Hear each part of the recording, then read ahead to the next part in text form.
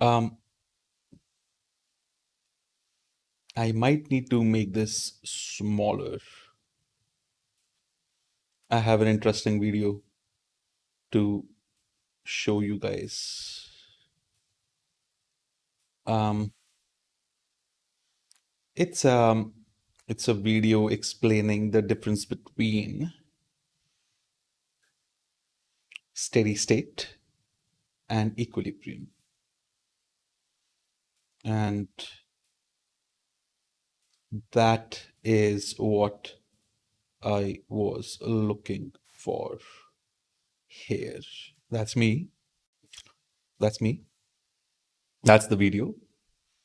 And I'm sure I can add another window capture for right pad and keep it all the way down here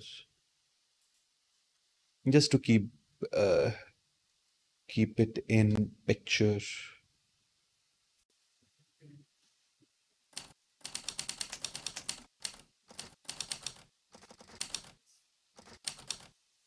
Writing the script. All right.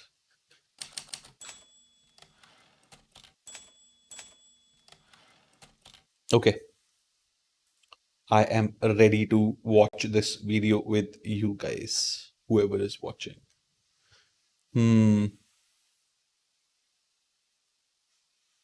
That's Chrome. That's video production. That's Chrome. Let's watch this video and discuss.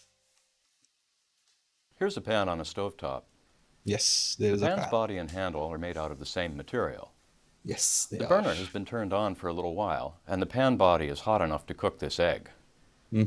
But what about the handle? Is it too hot to touch? Or is it cool enough Is to it hold? too hot to touch? Let's find out.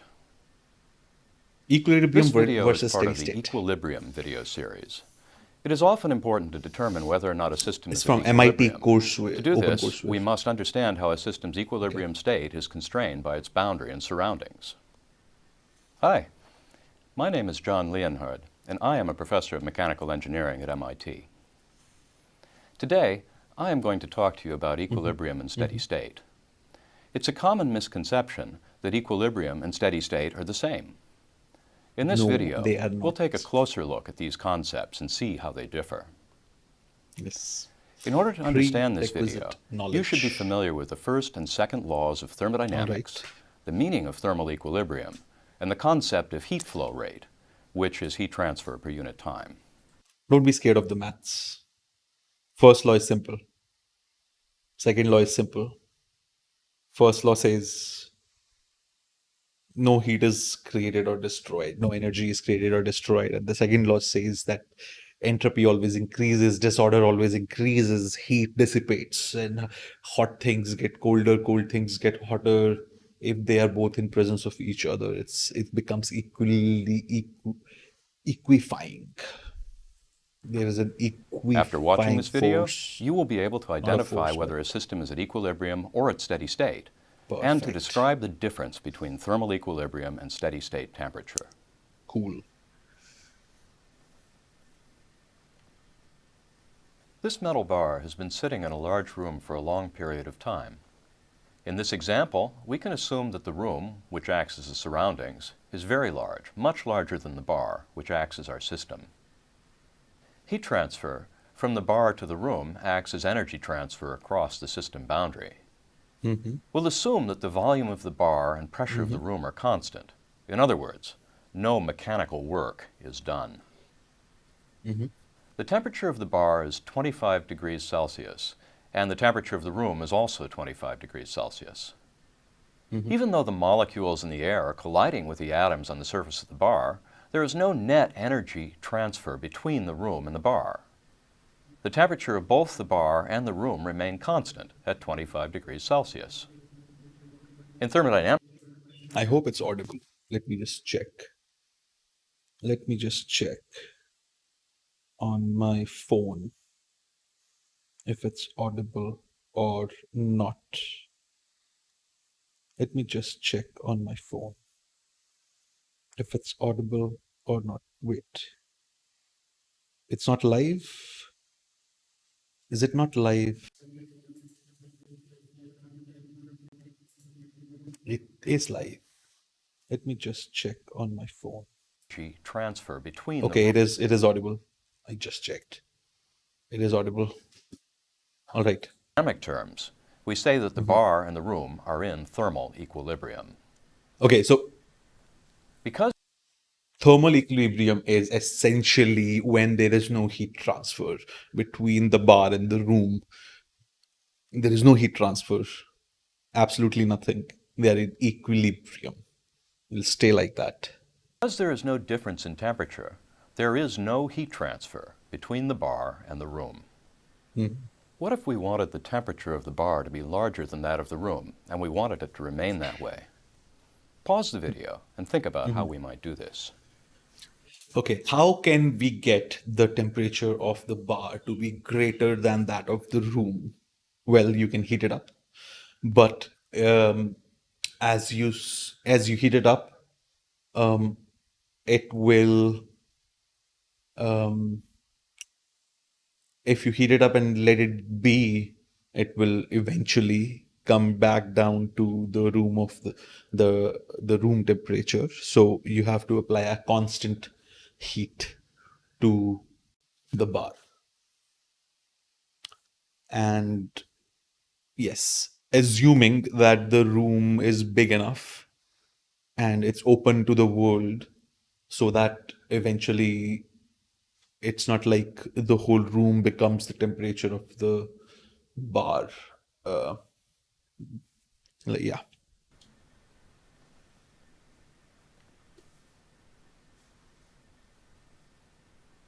Of course, if we simply place a bar at 45 degrees Celsius in the room, the small bar will lose energy to the large room until both the bar and the room are once again at thermal equilibrium at a temperature approximately equal to but ever so slightly higher than 25 degrees Celsius.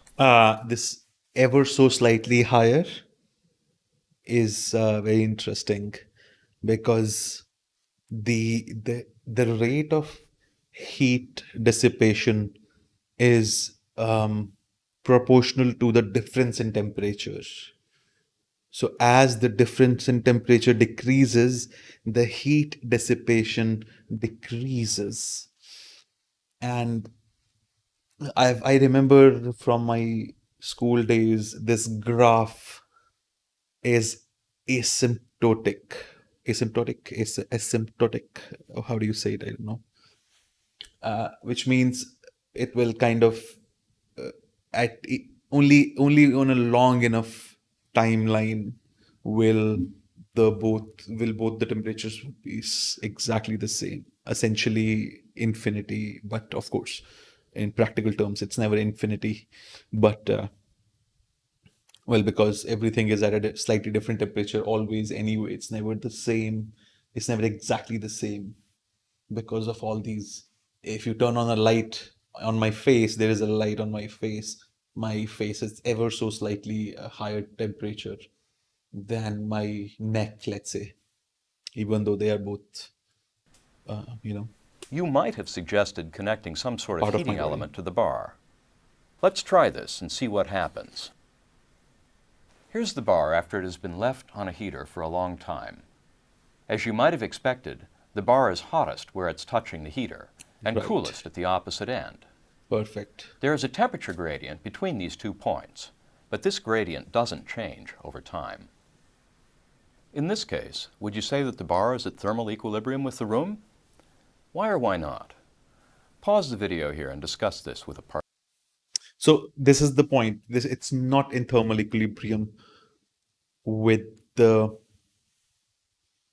rest of the room because there is heat transfer from the bar to the room. Because there is heat transfer from the bar to the room. Partner. Yes. So yeah, we have discussed transferred it. from the Okay. We know that energy is being continuously transferred from the heater to the metal bar. Mm-hmm. And we also know that the temperature profile of the bar is not changing. In other words, it's not getting any hotter or cooler. That means that the bar must be transferring the energy it's gaining from the heater to the air in the room. And that means it cannot be in thermal equilibrium with the room. Now, in order for the temperature profile to be constant in time, the heat Mm-hmm. flow rate from the heater into the bar must be constant and equal to the heat flow rate from the bar to the room. We could use a new term to describe these conditions. We could say that the bar is at steady state. A quantity is at steady state when it is constant with respect to Mm-hmm. time. So this is the perfect way to look at steady state. We are, we as humans are in steady state. Anything living is, maybe not everything, but we especially are in steady state because our temperature stays constant with time. Even if we are living in a very cold climate or a very hot climate, it's always the same. It's in the steady state. But it's not in equilibrium because it's always either giving off heat or taking in heat from the environment. In other words, the partial derivative of the quantity with respect to time is zero. The metal bar is at steady state because the time derivative of its temperature at any point is zero. This happens when the heat flow rate into the bar and out of the bar are equal and constant. Pan example. Let's go back to the heated pan which was left on the stove for a long time. Do you think the pan handle will be too hot to touch or cool enough to hold? Use the concepts of thermal equilibrium and steady state temperature to think of circumstances in which the handle might be too hot or cool enough to hold. You might consider how the handle is attached to the pan or how well the handle transfers heat to the room. Pause here and discuss. Okay, so will the pan handle be too hot to touch or cold enough to hold? Um, what are the scenarios in which it will be too hot to touch? If the whole pan and the handle is perfectly attached with no thermal insulation and it's the same material, then eventually the pan and the handle would be at the same temperature,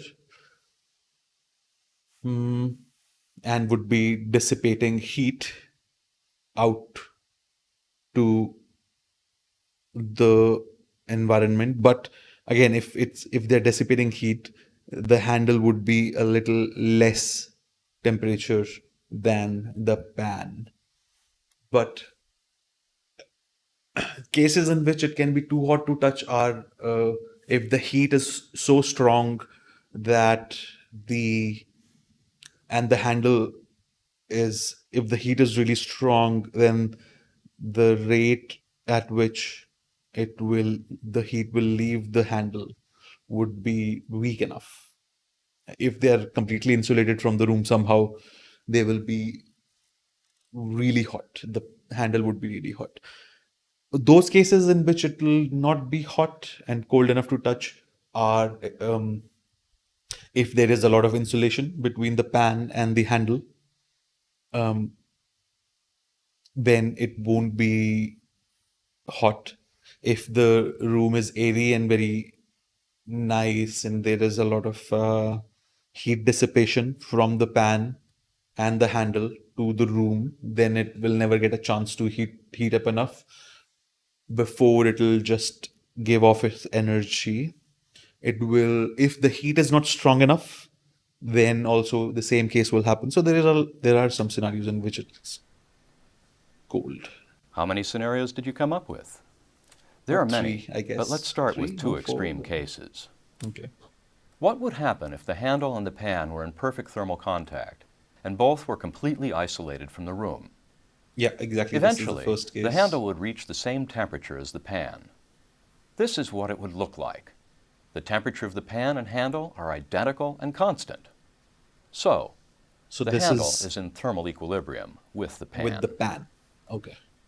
What with can you the say pan. about the transfer of heat from the pan to the handle once the pan There and is handle no- are in this situation? There is none. Pause the video and discuss. There is no heat transfer because they are in the same temperature. There is no heat transfer. They are in thermal equilibrium. The rate of Thermal heat transfer must be equilibrium. zero. If it wasn't, the handle would keep getting hotter, which is impossible, assuming that the temperature of the pan is constant. The heat flow rate from the handle to the room is also zero, because we assume that the handle is isolated from the room. So, the heat flow rates into and out of the handle are exactly the same, zero and constant. And steady state occurs when the flow rate in equals the flow rate out, even if they're both zero. So they are in steady state as So, well. this scenario, which we've been describing as equilibrium, is really just a limiting case of steady state. Okay. And that's it's a true for limiting all case. systems at thermal equilibrium. All right. Okay. They are Yeah. at steady state with respect to temperature. Okay. So steady state is essentially defined as not changing with time. And if something is at thermal equilibrium, right now I'm feeling really cold because of the air conditioner, so I turned it off. I don't know how that relates to the discussion, but I don't know. So this Venn diagram makes a lot of sense to me right now, because everything that is in steady state, everything that is in thermal equilibrium is also in steady state, because thermal equilibrium means there is no heat transfer happening, which means that there is no change in temperature with time. However, not all steady state is thermal equilibrium, which is the point of this video and which is the reason we are all alive. But the opposite is not true. Not all exactly. systems at steady state are at thermal equilibrium. In this case, the handle will obviously be too hot to hold, since it's the same temperature as the pan. Now let's consider the opposite case. What would happen if the handle were completely insulated from the pan? The handle would be I kind of understand what the script should be about. So I'm going to write something here. Writing the script. Okay, so what I am trying to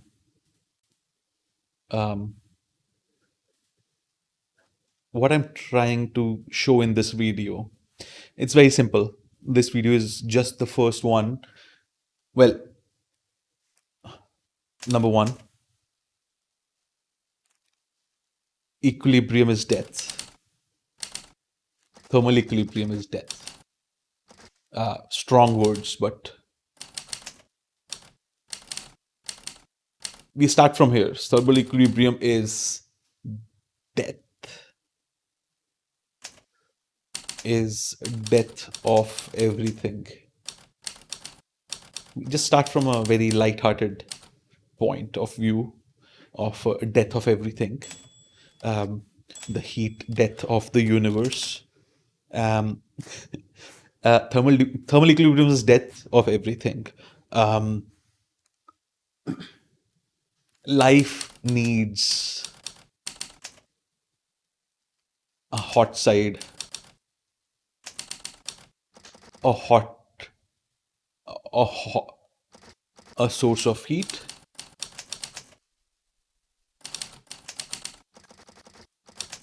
and a sink of heat. We'll make it nice for the script, but I'm just writing life.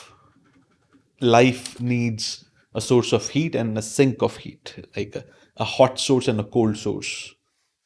Um, but life still needs to maintain stability called homeostasis. Homeostasis. We define homeostasis. And this whole field of study is called steady state. Let's not, you know what? I don't know. Homeostasis might confuse called steady state. Why include another word if we anyways have to go back to steady state? This whole field of study is called the steady non-equilibrium steady state physics.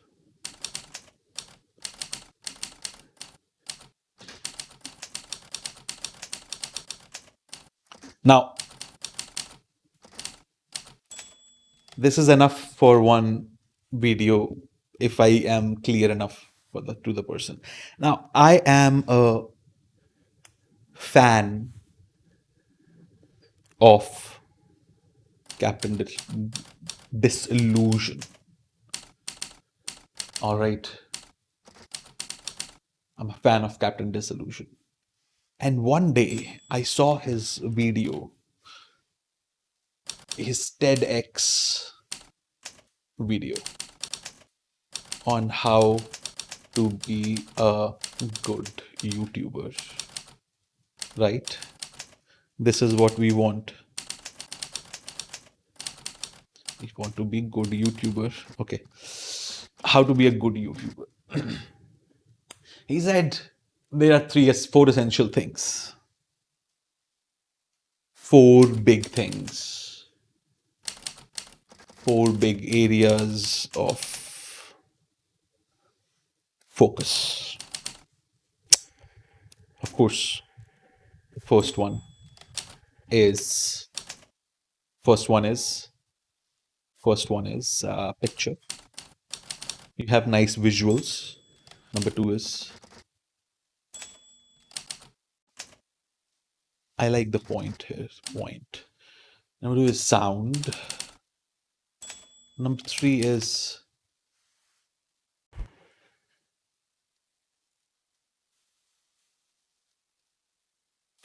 I'm forgetting number four. Number three is picture, sound, presence. And number four is content. We have the content. Content is done. We need to say something and we are saying something.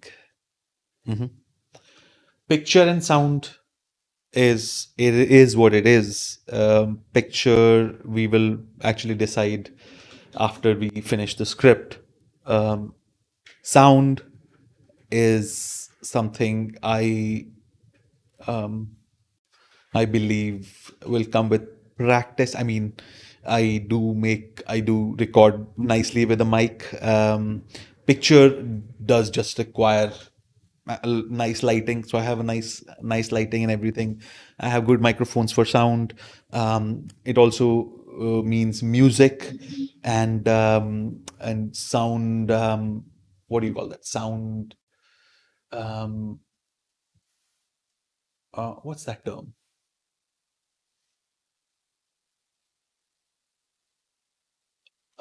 Sound design. How does sound design the way the transitions happen and all those things, and it's a long-term project. You have to learn. One thing I haven't focused on yet is presence. This is something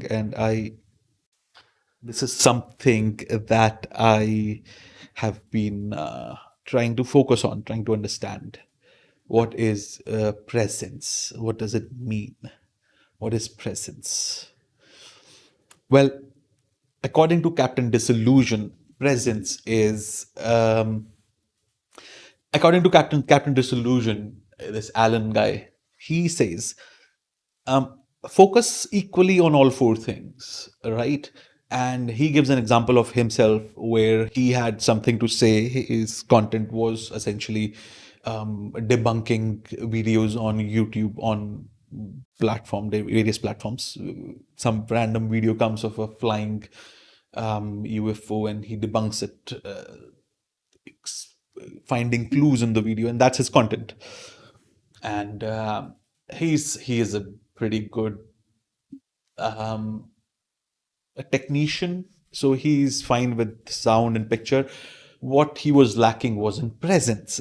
Similarly, as me, um, he was shy, unsure of himself presenter.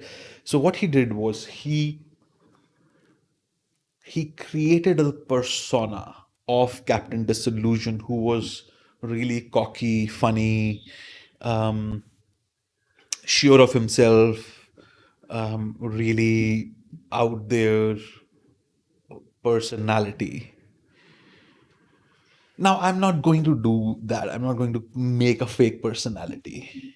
But I believe, having watched a lot of vlogs, video logs, especially people like Casey Neistat, uh, he is also playing a character on the, not really a character, but his character is himself and his life and people he meets. And if you really pay close attention to his videos, you realize a lot of his shots are set up before they look so natural.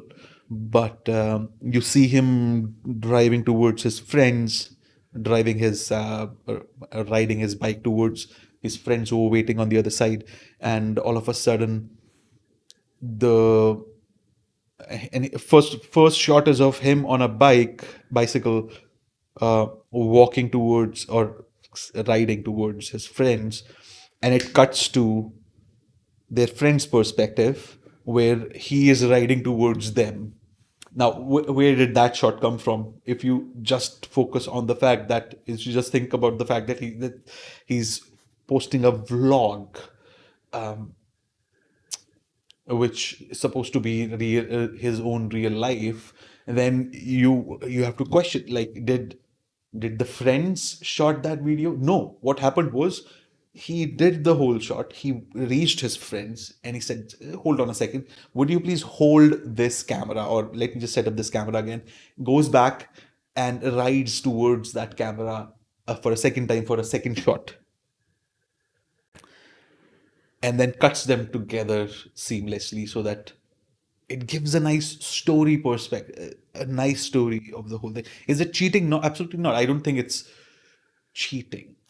He's not trying to convey the most absolute truth of his day. It's not supposed to be a mathematical truth.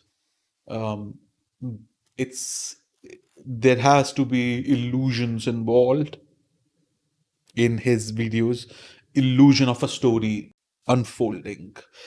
If he opens a trunk of his car, the first shot is of him opening the trunk of the car from the outside, and it usually cuts to the inside of the car, looking up, the camera looking up at him as he opens the boot. That's a very common shot he has, and every time he opens the boot and does that shot, you can see that you can imagine what he actually went through. He opened it, put the camera down, closed it again, opened it again for that particular shot, just for this vlog. The point that I'm trying to make, the point that I'm trying to make is that there has to be an element of a story or a person's presence in that video. And this is where I struggle with. Now, what is the purpose of this video? Well, this is something that I haven't told yet, um, and I will not tell you right now. Wait, first, let's finish this video. First, let's finish this video. Let's finish watching this video. Be at thermal equilibrium with the room and would stay that way no matter how hot the pan got. The temperature of the handle would be exactly the same as that of the air. Just as in our first case, both the heat flow from the pan to the handle and from the handle to the air are zero and constant. Heat flow Wait, I've equilibrium insulated missed. from the pan. Opposite case, temperature is the Okay, pan. case 2. Case 2. Now let's consider the opposite case. What would happen if the handle were completely insulated from the pan? The handle would be at thermal equilibrium with the room and would stay that way no matter how hot the pan got. The temperature of the handle would be Completely insulated. exactly the same as that of the air. Just as in our first case, both the heat flow from the pan to the handle and from the handle to the air are zero and constant. Thus, this case of thermal equilibrium is really just a limiting case of steady-state temperature, except, of course, the handle will be cool enough to hold. Both of these cases are great thought experiments, but they could never happen in real life because it's impossible to completely isolate one component of a system from another. In case 1, it would be impossible to isolate the pan and the handle from the room. And in case 2, it would be impossible to isolate the handle from the pan. So are we any closer to figuring out whether we can pick up this pan or not? Let's keep going. Let's go back to our first case and refine our thinking. We originally assumed that the pan and the handle were in perfect thermal contact and that the pan and the handle were totally isolated from the room. Let's keep the first assumption, but change the second assumption. In other words, we will allow for some flow of heat from the handle to the room. Now what happens as we heat up the pan? We can assume that the heat flow rate from the pan to the handle is initially larger than the heat flow rate from the handle to the room. This is reasonable because the pan is initially much hotter than the handle. So the handle will definitely heat up, just like our metal bar from before. Yes. As long as the flow of heat from the pan to the handle is greater than the flow of heat from the handle to the room, the handle will get hotter. And also, just like our metal bar, it will be hottest closest to the pan and coolest far away from it. As the temperature of the handle rises, the heat flow rate from the handle to the room will also rise. And eventually, it will equal the heat They'll flow be rate from the pan to equilibrium. the handle. In other Not words, equilibrium, after steady some state. length of time, the handle will be losing energy to the room at exactly the same rate as it's gaining energy from the pan. When this happens, the temperature gradient along the handle will stop changing, and the system will be at steady state with respect Steady to state. temperature. Not equilibrium. But remember, it will not be in thermal equilibrium. This is the most So, important thing. can we say whether the handle is too hot to hold? No. That depends on the exact temperature distribution when the system reaches steady state. Take a moment to sketch a temperature profile that describes a steady state situation wherein all or part of the handle is too hot to touch. What does that values of the heat flow rate from the pan to the handle could result in a handle that is too hot to touch? What characteristics of the pan, handle, and/or room could produce this profile? Pause the video and discuss this with a partner.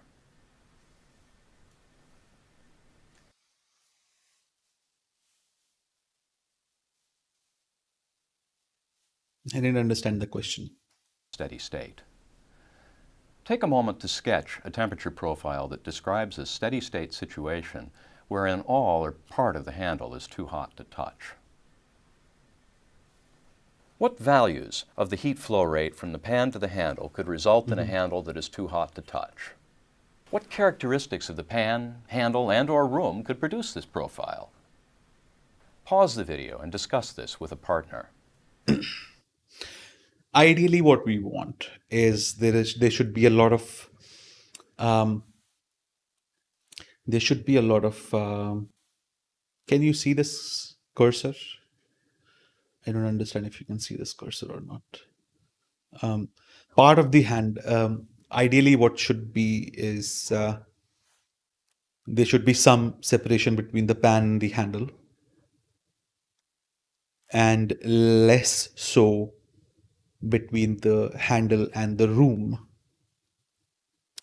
If there is a lot of insulation between the pan and the handle, mostly a lot of temperature would be, a lot of times it would be okay to touch. Is that what they're asking? I thought we had gone through all the possibilities. I thought Okay, I've gone through all the we're at our possibilities. final scenario. Let's review the previous cases. In case 1, we assume that the pan and the handle were in perfect thermal contact and that the system was completely isolated from the room. In case 2, the handle was completely isolated from the pan. In both case 1 and case 2, the handle was in thermal equilibrium. There was no transfer of heat into or out of the system. The handle was also at steady state with respect to temperature. Make sure that you can explain why this is true. In case 3, we went back to our assumption of perfect thermal contact between the pan and the handle, but we allowed for some heat transfer from the Perfect handle thermal to the room. contact. For this final case, let's pick and choose the most reasonable assumptions from our previous cases and build from there. We'll assume that the handle can exchange heat with the room. We'll also assume that the pan and the handle are insulated from each other. This is reasonable because if you're a pan designer, you don't want your customers burning their hands. But of course, there is no such thing as perfect insulation. So we'll have to allow for at least some heat transfer between the pan and handle. If the rate of heat flow from the pan to the handle is extremely small, what can you say about the temperature profile across the handle once the system reaches steady state? Be quite Pause the small. video and sketch a possible steady state temperature profile in the handle. Well, it's going to be a little bit green over here on the edge of the handle where it's connected to the pan. As it goes towards the end of the handle, it will get bluer and bluer, and ultimately it will become completely blue. I think that's a nice. I don't know why I'm watching this video any longer, but let's finish this. If the rate of It's heat flow about from the 3 pan to the minutes, handle 2 is minutes very longer. low, the system will reach a steady state temperature well before the majority of the handle gets hot. There will be a very small region near the pan where the handle is hotter than the room, but most of the handle will be close to the temperature of the room. So let's answer our original question. Will the pan handle be too hot to hold, or will it be comfortable to touch? Let's look at a thermal image of the pan after it has been left on the stove for 30 minutes. It looks like we predicted in case 4. A very small portion of the handle is warmer than the room, but most of the handle is at room temperature. Remember, this does not mean the handle is in thermal equilibrium with the room. No. There is a constant but small rate of heat flow from the pan to the handle, It's in and an steady equal state. rate of heat flow from the handle to the room. The handle was designed to reach a steady state temperature that is comfortable to hold without a glove. Okay, that's the This point. is a well-designed pan. Okay, to review. You now have the tools to understand that thermal equilibrium and steady state temperature are different. We saw that if the temperatures of all parts of a system do not change with time, the system can either be at steady state or at thermal equilibrium. If the net heat flow is constant and non-zero, as for our metal bar on the heater, the system will have a steady temperature profile. If it is constant and zero, as for our metal bar at room temperature, the system is at thermal equilibrium. So, equilibrium is just a special case of steady state. We were able to apply our understanding of thermal equilibrium and steady state temperature to describe the temperature profile of a pan left on the stove for a long time, and to understand the design elements that led to that profile. I hope you enjoyed this Equilibrium. video. Good luck is a in your special studies. case of the steady state. Equilibrium is a special case. Equilibrium is too loud.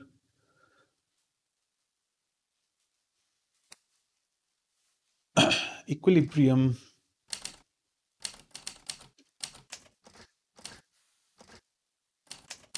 is a special case of the steady state.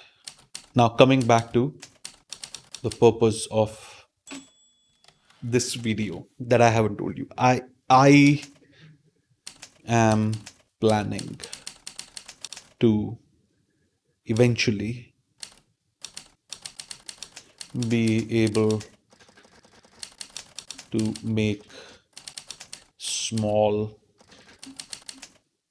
videos on science and science communication. I'm planning to eventually be able to make small videos on science and science communication almost every day in the shape of a vlog. Why a vlog? Because the vlog can have as its story, because every video has a story, whether or not the creator of the video focuses on that story or not, it becomes into something. Because the vlog can have its story be the be a part of a longer term story. You get what I'm saying? Get what I'm saying? The video doesn't have to be, the video doesn't need to be contained as one isolated unit. It can more easily be a part of a whole that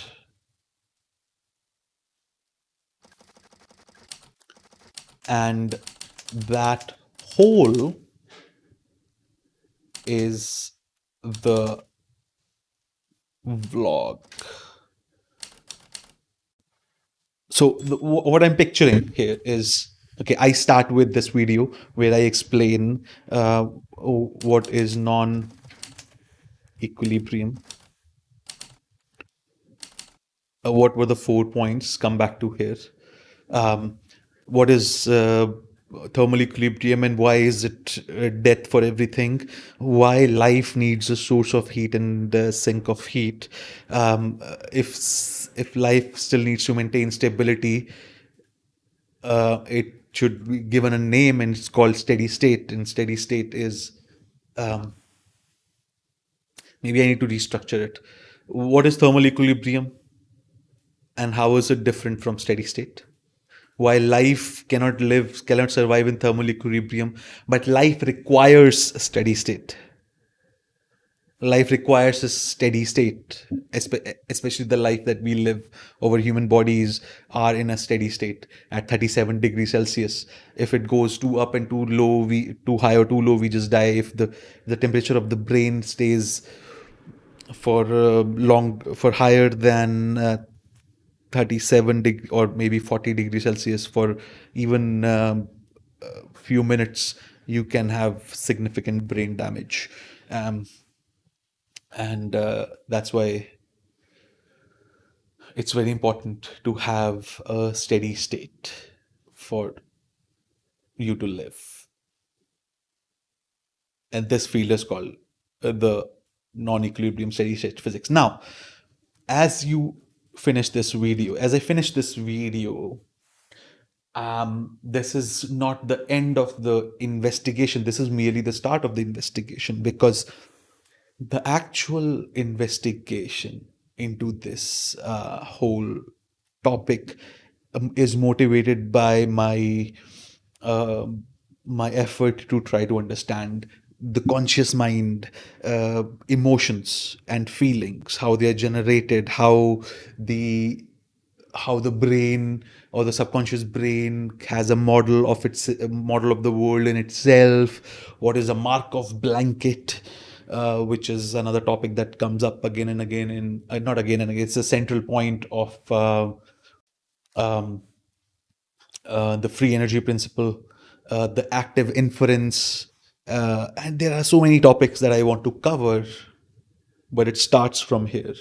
Start small, start simple, non-equilibrium steady state, um, and non-equilibrium steady state. But now I need to understand, and I need to work on the I need to work on mm, I need to work on I need to work on I need to work on I need to work on the presence aspect of the video. And I believe that would require me going back and going back in and thinking about it a little bit, and then coming out and explaining what is required here. And I think that's what I'll do now. Thanks for watching the second part. Uh, and now I think I will go deep into my own mind and figure out what exactly I've kind of figured out the script. The best way to do it, I think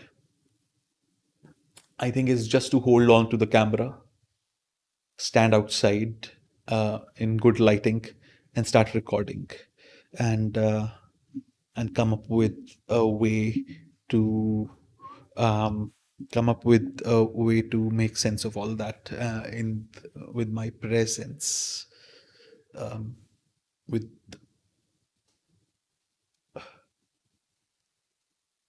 let's see how that'll go.